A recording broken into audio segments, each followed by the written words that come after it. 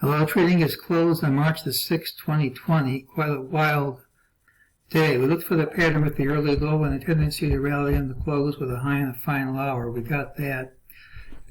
We said if we traded up at today's open, we could recover all of Thursday's losses, but if we gapped down smartly instead, the call was killed before the open, so no call for today.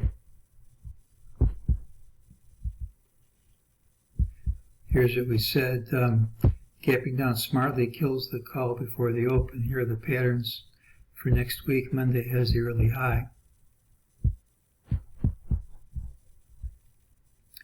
During the day, MEJT said ultimately both lower and higher prices would print. They did.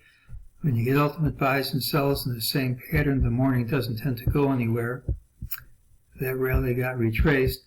We got a buy signal in the afternoon, but that just means there's a higher target, and that printed immediately. So it just means there's resistance here. Resistance doesn't have to hold. It does say any drop won't stick and that you'll recover. It doesn't say you'll recover as much as we did, though.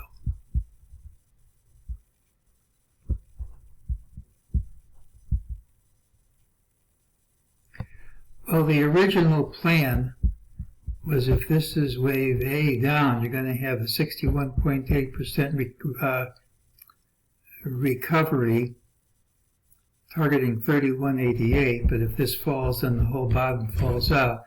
Now, I'm hoping for an ABC, but I don't get everything I always hope for.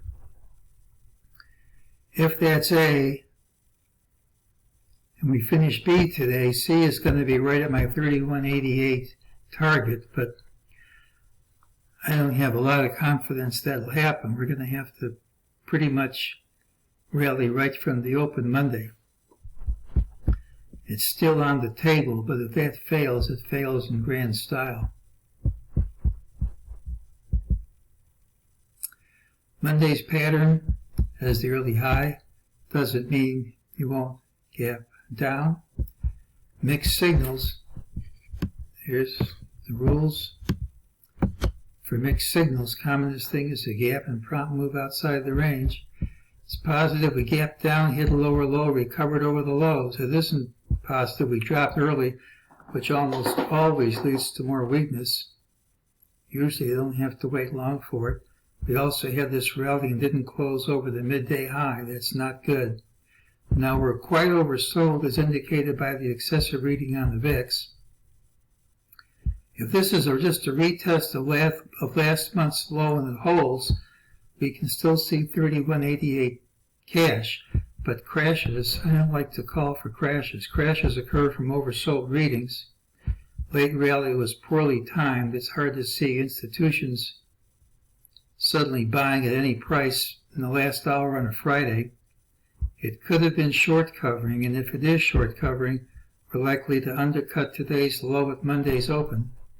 And taking out last month's low opens the door to a tank near 2,600. So, late rallies on Friday almost always carry through into Monday's open. If we gap down instead, the odds of a crash increase dramatically. As long as this low holds, we can still recover to 31.88. It's kind of risky to wager any money with two possibilities like that, each of which makes sense. I'm thinking we're going to know by early Monday which one of these will play out. If this is capitulation here, which is certainly possible, we have a 200 handle rally in front of us. If it isn't, we could have a 300 to 400 handle tank. That's just too risky for me, to be perfectly honest with you. I think the picture's going to be a lot clearer by Monday's open, and that's today's call.